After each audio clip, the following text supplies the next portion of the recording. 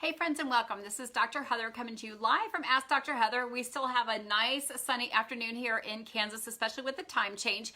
If you are brand new to Ask Dr. Heather, this is a Facebook page where you can ask all things about health conditions, whether it's about cooking or maybe cooking tips, maybe it's about switching or swapping foods, maybe it's about sleep tips, maybe it's about vitamin health. I've been practicing for over 20 years as a functional style of medicine at Cardin Center for Wellness, and this page is Ask, Act, Achieve. So ask some questions that you may have, and I will give you some action steps so you can start achieving the health that you want. So today we're talking about the symptoms of what may happen when you cut out the sugar. I am so excited that so many of you have joined in the fasting. I know we've been doing some 24-hour fast here, some 60-hour reboot, and hearing some amazing stories. But I do want to let you know that we are hearing from you who said, you know what, I don't feel good. Like, I just need my chocolate. Like, I feel much better after I have like a bite of pasta. Why do I not feel good? My body is not meant to run on fat.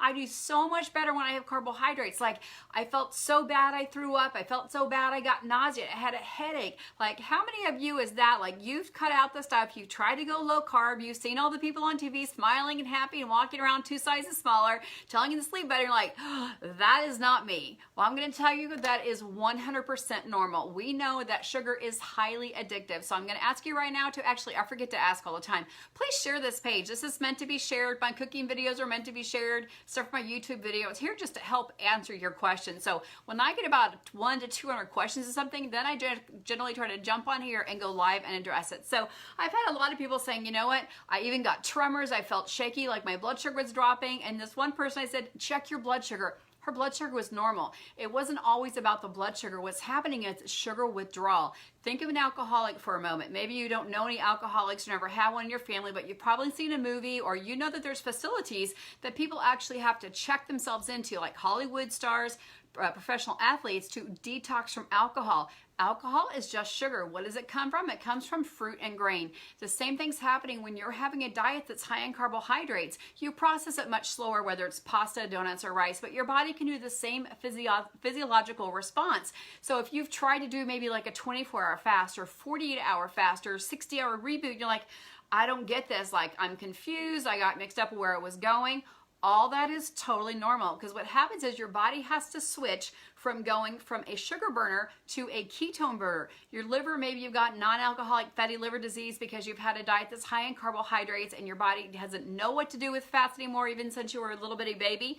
You've got to give it time. What I compare it to is an elite athlete, or somebody who can just go out and run a 5K. Not necessarily an elite athlete, but somebody who works out every day, and someone who just goes to the kitchen and back, or maybe goes to their mailbox and back. They're not in very good physical shape, so they couldn't participate in a 5K run or a 10K run, or they couldn't participate maybe in, you know, a CrossFit or a Zumba class, something like that, just because they're out of shape. The same thing happens metabolically. When you've been burning sugar and carbs day after day, your body metabolically gets used to doing that. So it says, okay, sugar, carbohydrates. So all carbohydrates via insulin breakdown, and we get glucose. That's a fuel source that lasts about 30 minutes. Protein lasts about 90 minutes, but about 30 minutes. What happens is you eat the sugar, the insulin, the glucose goes up, and then 2 hours afterwards, your glucose should be normal. But most people refeed, because as the blood sugar drops, we have things that are called dopamine. We have excitatory neurotransmitters, those feel-good hormones that turn on, like, wow, I really like that sugar. Let me have some more of that. So what happens is, if you don't refeed the sugar, like after hour 6 or hour 12 or hour 30, you don't feel very good. Your brain's confused of where that sugar source is coming from. And again, if you're not refeeding with tablespoons of cod liver oil or MCT oil, you're not getting fuel. It takes a little while for your body to tap into that. All the modern research is telling us that fasting is one of the most ancient medical treatments to heal a lot of things. But always check with your doctor first. But I want to address those people who didn't feel good. Like, I just had to tap out. Like, I don't know what you guys are talking about, because these people are running around, I've gone 5 days, I've gone 12 days, I feel amazing, I remembered everything, and I feel super. And then those other people are like laying on the couch and they're vomiting, and I mean, this happens, right? You vomit, you throw up. The same thing that happens to someone cutting out alcohol, you're cutting out carbohydrates. So my advice to you, if you do want to be healthier, you do want to try to cut out the processed sugar. Inch by inch is a cinch. So start with this tip 1. Maybe don't cut your carbs from 200 or 300 all the way down to 25 to ketosis, but maybe you just cut out one of your sugary drinks. Maybe you're having an orange juice or a soda or a sweet tea or a coffee thing with lots of sugar in it. maybe just cut out that. Or maybe tell yourself, you know what, I'm not going to have any bread this week, and then next week I'm not going to have any chips or pasta. Make little tiny goals, because when you start winning little tiny goals and you look back like, you know what, I didn't have any sweet tea last week, or I only had one a day instead of 5. I haven't had any bread in 10 days. When you start doing those little wins, you give your body time to acclimate. Just like somebody who wants to train for a marathon, they don't just get off the couch and go run 26 miles, or a person who's running a 5K, they just don't get off the couch and go run a 5K. They do some training and they take a day off and they rotate their training. That's really the best way to get your body metabolically, but you have to let your body know what you're doing. So some people can get away with just, stripping their carbs down. So people who can go, maybe I'm going to use smoking for example. A lot of people in my family who smoked, but there's some people who maybe smoked for 20 years and they just decide, well, I'm not going to smoke anymore and I'm done. They have no side effects. They have no shaky stuff. They don't get irritable. They don't have any insomnia. And then other people have to just go maybe from 1 pack maybe to 18 cigarettes for a few days and to 13 cigarettes for a few days. And some people have to tighter down. You kind of know your personality and how your body reacts. And if you've tried to do this before and it was so drastic that you had fatigue and you had mood changes, because let me tell you, when you start out, carbs can definitely affect your mood. So if you know that you've tried to cut out the sugar or the soda and your family's not liking you much, know that it's a normal thing to have happen. But I do want to give you this, that when you do get through the glucose, run it through your body, get all the glucose out. Once you get in that low carb zone or you get in that keto zone, then yes, what everybody's saying is you have amazing energy, you sleep amazing, your moods are amazing, your aches and pains are gone, like your brain is so clear. That's true, but just listen to your body and just go inch by inch or day by day or hour by hour and start setting a playbook for yourself. So what we generally like to do is tell people, you know what, and this is a big umbrella. If you're saying, you know what, that's me, I need to cut that out. So I would say, week 1, just don't do any snacking. Don't make your meals probably won't be perfect, but just set yourself, I'm not going to snack. And that can actually make a huge difference. And then the second week, say, you know what, I'm only going to eat in a 10-hour window. So I'm only going to eat between like 8 a.m. and 6 p.m. You just start setting little markers for yourself. There's some people who need more one-on-one coaching. Like some of you maybe download like a training for marathon app and you'd be totally fine and you'd be super fit by the end of your training session, be ready for the Boston Marathon. Others of you say, you know what, I need a trainer, I need help, I'm super confused, I don't even know what this hamstring stretching is, or I don't know what a carb is or a protein, and I'm so confused about peas and corn. Then that's when you reach out and say, you know what, Dr. Heather, I want to do one of your 10-day keto kickstart, or you know what, I want to do one of your 6-week programs. I need some help getting that going. And that's when you get more of that one-on-one coaching. There's a lot of things you can find online, but some of them don't actually meet you where you are and then take you where you want to go. Those big mass ones just take everybody where they want to go, right? Everybody just drop down to 25 carbs, everybody in ketosis, which I believe that everyone doesn't have to be in ketosis. I do believe everyone can benefit from the benefits of ketones, which are better energy, better cellular function, slowing down the aging process, feeling metabolically amazing. However, we don't want you to do it so drastically that you end up saying, I'm just not going to do this. I've already tried this so many times. But I do want to tell you that every single beginner is a winner. So if you're a person, and I actually went to the blog, I went to the Dr. Google, and I just went and printed off what are the symptoms of alcohol detox. It is anxiety. That absolutely happens when you take somebody's soda or donuts away or cereal away. They get anxious, they get fidgety. It happens with smokers as well, right? So alcohol, smokers, donut, carbohydrate, pastas. Also insomnia. We know that, carbohydrates actually sometimes you can be in a carb coma, so to speak. A lot of people will have a glass of wine, or the kids will have milk and cookies before bed because those carbohydrates make you tired and lethargic. They do overexcite your nervous system, but what happens when you pull those out, those stimulants, then sometimes you have a hard time sleeping. That would be totally normal. People even get shakes and tremors from cutting out just sugar. And I'm talking sugar like in Cheetos and pasta and just bread and juice, just normal fruits and things like that are in the normal part of the American diet, like potatoes and things like that. You can still get all those symptoms just depending on how dependent your body is on carbs. And if you're a person who never feels full, like you could eat the big happy meal, you could eat the Thanksgiving meal, and 20 minutes later you're full. You're probably the person that your metabolism has just never learned how to kick off, because you probably learned back in the 1980s to snack 6 sometimes a day, right? Eat 6 mini meals a day, stay ahead of the blood sugar game.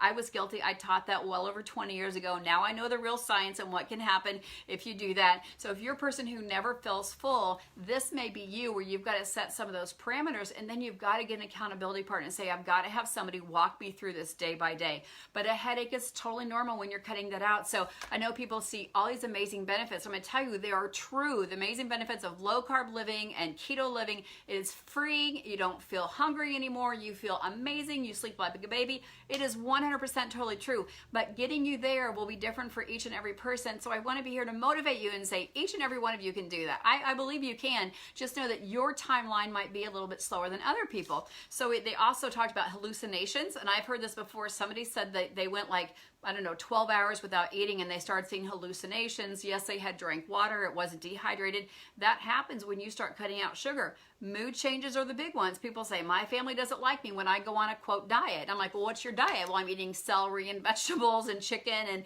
and broccoli. I'm like, well, that's just healthy eating. That's not really like the bad word diet. It's just eating a healthy lifestyle. So those things that you're experiencing will all be very normal. But I want to let you know that the more you try, the better it will be. Let's use it like a 5K. Like maybe you ran a 5K in college, and maybe you ran a 5K when you're 30, and then you stopped and had a couple kids, and then you went back to running again. Each time you do that, your body, it's easier and easier to get in shape once you get out of shape. The same thing's true metabolically. Once you get your body shifted over to burning fat, it will get much easier and easier. People who've been in a low carb diet for 2 or 3 years say, you know, it's just, I can resist the chips. I can resist that. I can go to somewhere and just have one serving, be totally fine. I've learned how to earn my carbs. I've learned how to say no to things. So there's a lot of amazing hacks out there you can use. So I do want to talk about a couple hacks, and we'll jump off here. But no, this is meant to be shared. If you know that maybe you've had a diet buddy or lifestyle buddy or a gym buddy, tennis buddy, some of you've tried to work out before and you're like, man, I just can't seem to get over that craving. I just can't get through that 3rd day. Just can't make it to 10 days. 28 days to make a habit, 28 days to break a habit. That's real truth, whether it's smoking, whether it's Pop-Tarts, whether it's Coke, or whether it's pasta, whether it's bread or cookies. 28 days to make a habit, 28 days to break a habit. That's why it's so important to have that positive mindset and have those small wins every day and say, oh my gosh, I got all my water in today.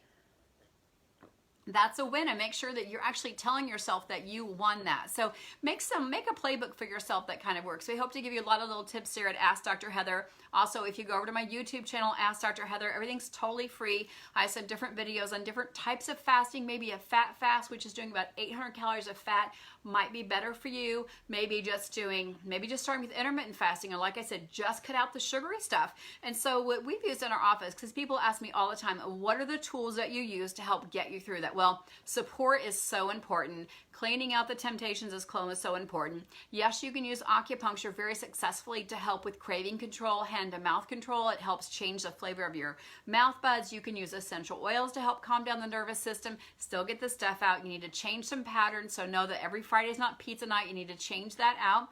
Ionic foot bath, infrared saunas, chiropractic, believe it or not, can balance out your nervous system, especially if you're an overeater or a nervous eater. And you know, I love exogenous ketones because they do help take away cravings. They help you feel fuller longer. So little tiny hacks to make huge big wins. So what you do is you make yourself a little sheet and say, week 1, I'm just not going to snack.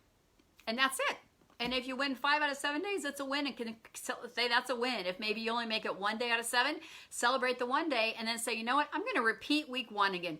This is just like when you go to the gym and you're probably pyramid lifting or pyramid training and say, you know, I didn't get the 4-mile base in this week. I'll have to shoot for it next week. Do the exact same thing, but every time you win a day, you've got to write that down. And then week 2, we talked about, you know, I'm going to just actually eat in a 10-hour window. So generally when I get to week 4 and I'm coaching someone, that's when we'll try to put in a 24-hour day fast, which is lunch to lunch. I tell people, pretend you have a colonoscopy or a dental appointment. You just don't have time to eat, or you forgot your debit card or your lunch card, and you just go lunch to lunch or dinner to dinner.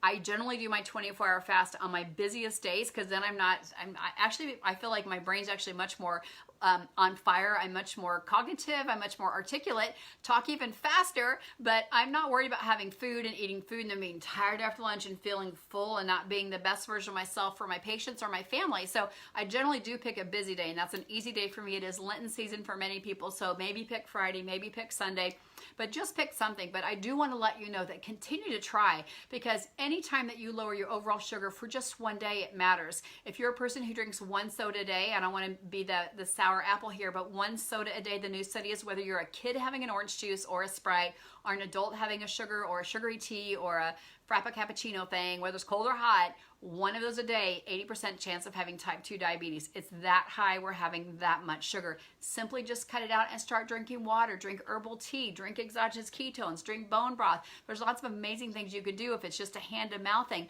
That's where acupuncture can come into play. That's where hypnosis can come into play. We also use some biofeedback or neurofeedback at our office, which really helps people to make sure they're not overeating. But if you're a person who just never feels full, then make sure you don't have a candida infection, a yeast infection. Maybe you've got a parasitic infection. That's very common that you get that, whether you've traveled overseas or overeaten too much sugar can set you up for a candida albicans infection, and you're just never full. That's very common. You'll have like a white fuzzy tongue, maybe itchy ears, itchy nose, really, really fatigued, almost like a chronic fatigue, or if you've had a history of an Epstein-Barr or maybe mono, things like that, or cytomegalovirus, that can set you up for it. You've been on steroids or antibiotic or birth control or hormones, that can set you up for candida infection, which actually makes it more difficult for you to actually cut the carbs out. But you're the person who probably needs it most, because we know that you can starve those critters out, starve those bad bugs out like viruses and yeast when you actually put people on a low carb ketogenic diet. And that's actually what we used to do before we had exogenous ketones. If someone came in with a candida infection, and we would diagnose and treat that, whether it's a stool analysis upon exam or blood analysis, we would put them on a ketogenic diet, but a clean ketogenic diet with no dairy, nothing fermented, no kombucha, no sauerkraut, because we wanted to get those gut bugs gathered back around. I have a full video on candida albicans you can watch on my YouTube channel, but today I wanted to address those couple hundred people that said, I don't feel good. What is this about? I actually feel better when I'm eating sugar. The truth is that maybe you may feel better short term, but metabolically inside, that's how you're setting yourself up for diabetes, non-alcoholic fatty liver disease. We talk about arthritis and inflammation, autoimmune disease. So I totally understand what you're saying. When you try to cut it out, you feel worse, but no, you'll get through that. Now we know exercising, getting through that, doing an infrared sauna, doing that, because you want to burn through glucose, because glucose is actually toxic in your body. So when you can start to fast or start to cut out the sugar, the less glucose you have in your body, the less toxic it is, but your body does have to get rid of it. So if you've ever been an endurance runner in the first 2 miles and you were actually eating on the carb loading diet that we did back in the 1980s and 90s, those first couple miles really stunk. It was really hard, but once you got through there, you felt really great. Or a cyclist, maybe mile 6 or 7. I think a paddler, maybe around mile 10 is when they start to feel it, or a rower. That's the same thing that happens. When you start feeling the energizing body, that's when you're in ketosis. And then we did exactly the wrong thing in the 80s and 90s. We refed with potatoes and carbs, and we caused a lot of inflammation in our bodies. So I'm telling you, you can win this game of cutting the sugar out. You absolutely can. And know that if you're feeling anxious, nauseated, your family, your coworkers don't like you, you're moody, it's exactly to be expected. So there are some things that you can do to help with that. And if there's something very specific, put your comments down below, because I absolutely want to help you with that. And I love what Deanna's saying. Tina Dina's saying there, she said, yes, you can starve out precancer cells, so, and cut out the sugar. Good for you, Carla. I love hearing people have health wins. If you know, I generally go back and just comment after we're done, because I don't want to leave somebody's names out, but I love it. Melissa said after 3 days feeling amazing, so well done you, Melissa. And I will tell you that if you carb load and then you try to carb starve, it's going to be harder, because you're going to overpower the amount of glucose. So that's what we said, maybe just start cutting it down. Week 1, cut out the sugars. Week 2, cut out the pastas and breads. Then week 3, maybe it's the chips and rice and the starchy carbs and corn and grains and things like that. Generally, if you get rid of the sugary drinks and you replace them with water, you replace them with exogenous ketones. If you want to know more about exogenous ketones, I've got more in my YouTube video. I am super excited to have them to use with my patients, with my family and friends, because for years we used acupuncture, infrared sauna. I have a great hypnosis I refer to, Dr. Kelly Murphy here in Overland Park, Kansas. She is amazing, and that has helped many people. Again, we've always done some neurofeedback, biofeedback, but putting in the exogenous ketones has made a huge big win for so many people when it comes to craving sugar. And we know that sugar is not a very efficient fuel. The cover of Time magazine said over 20-some years ago, sugar is feeding all the inflammatory diseases. Inflammation is what's causing the disease process, such as heart disease and cancer. And now we know that Alzheimer's is type 3 diabetes. We're seeing non-alcoholic fatty liver disease. I got a lot of questions on that, so that's why I'm saying it. We used to only see fatty livers in people who are alcoholic, because because again, alcohol is just processed grains or fruits that are, that are titrated down, so to speak. So it's just a big wad of sugar, so to speak, just dumped or refined right into your liver and hard for it to process. But now we're finding people who've never had a drop of alcohol, but they've definitely had fruit and watermelon and bananas every day and oatmeal every day and a piece of toast and some jam and probably some pasta and pie and ice cream. They're getting non-alcoholic fatty liver disease. The great news is it is reversible. Like type 2 diabetes is remissible. It is reversible. Yes, it's true. I have people all day long saying, I use less units of insulin today. I was able to cut out half of my prescriptions. And I do say, do this with a doctor. Make sure that they're guiding you through this, because you will have crazy, amazing changes that happen really quickly. Just like if you jumped on late, I had somebody who said, I think it's happening like my, she was diaphoretic. She was sweating. Her hands were shaking. She was for sure it was her blood sugar. We checked her blood sugar. It was 92, which is normal. 85 to 100 is normal right now. I'm like, it's not your blood sugar. If we hadn't checked it, she would have fed the sugar. She would have fed it with a glucotab or a glycerin bar or something in her purse, like a piece of gum or candy, because it was feeding the sugar addiction. It wasn't feeding the blood sugar imbalance. And that's what's so important for you to figure out. How do you know? You got to test. Either, blood is the most predictive one or the most accurate one to test with. So if you're a person who's not a diabetic, but I think it's great for everyone to check. And when you start cutting out sugar, you're like, I don't know why I don't feel good, then check your blood sugar. It used to be 20 years ago, the numbers in the 70s and 80s were normal. Now we're saying 85 to 100. People who are more fed adapted are helping that trend go down. So if you've been fed adapted for 2 or 3 years, it would be normal to have blood sugars in the high 50s, the low 60s, high 60s. All that is normal because your body's using fat instead of sugar. So you'll find less sugar in the blood. So that was the last question I wanted to address tonight. So thank you again for joining me. Let me know what's happening in your life, in your health journey. Definitely want to give a shout out to everybody who joined me tonight. Thanks for joining me, for all your amazing questions about how do I get through this, because you want to have a health win. Jumping on here is a health win. You took a moment for your health. You took a moment to comment on your health, share your journey, which I appreciate and love.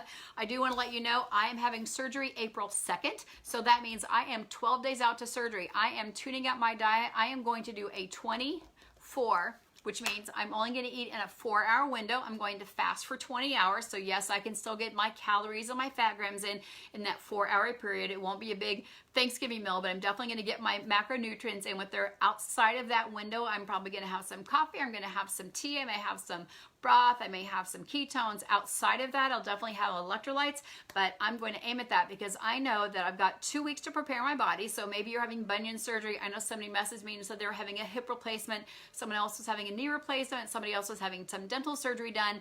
If you can have some time and know you're getting ready to have something done health-wise, then take some time, really tune up your health. We're making brand new blood cells right now as we talk. We can either feed a disease or fight a disease. So the healthier that you are going into any procedure, the better your outcome, the better your recovery is going to be. So that's what I want to share with you is each and every day you have a difference to make in your health. I always say health is a verb. You can take action on it. You can drink water, or you can choose to drink other things. I'm really trying to be good and drink out of glass and not plastic. I even got a stainless steel straw this weekend, so I'm super excited for that. So I'm not drinking out of plastic straws anymore. Super important to me. So little tiny things lead to big wins. So if you say, well, that helped 10%, like drinking water helped 10%, and having an accountability partner helped 10%, and having just some tea instead of my sweet tea, or maybe use Truvia or stevia instead of that helped me 4%. All those little percentages add up to huge big wins. Next thing you know, you're sleeping great, you're feeling great, you're out exercising,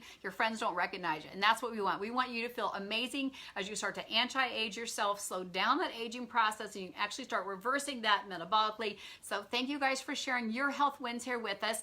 If you are watching this on replay, please put it's spring, right? So please put a sunflower down. I'm here in Kansas in the sunflower state. So replay, please put a sunflower down and let me know where you're coming from. Again, this is meant to be shared. Always love having you guys with us. I will come back and answer some questions.